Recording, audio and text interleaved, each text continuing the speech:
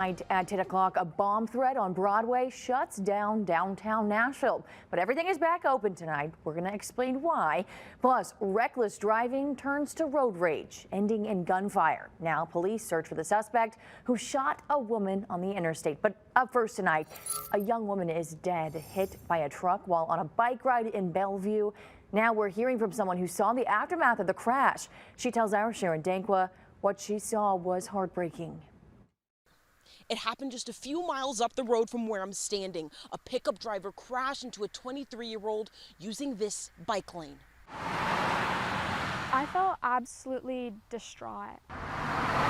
It was the first time I'd ever seen CPR performed. And Ruby Kinkle says this all started on her way to an event Friday afternoon when cars started slowing down. At first, I thought maybe that it had been just a car accident, but once I noticed that it was a person laying in the middle of the road wearing a yellow vest, I knew that it was a cyclist, and I knew it had to be really bad.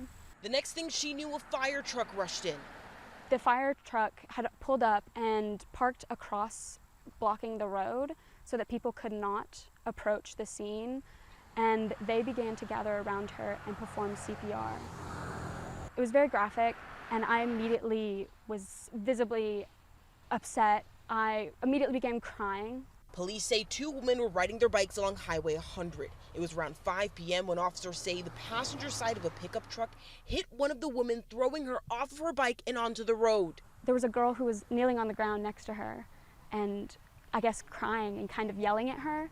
Paramedics rushed 23-year-old Alyssa Milligan to the hospital, where doctors say she died. The truck driver told police he was trying to change lanes, and when he looked back over at his lane, the two bikes were in front of his car. This is a high pedestrian area right by the park. I drive down this road almost every day. There's always hikers, walkers, cyclists, and I just hated to see it. Police say this crash is still under investigation. In Bellevue, Sharon Danquah, WSMV 4.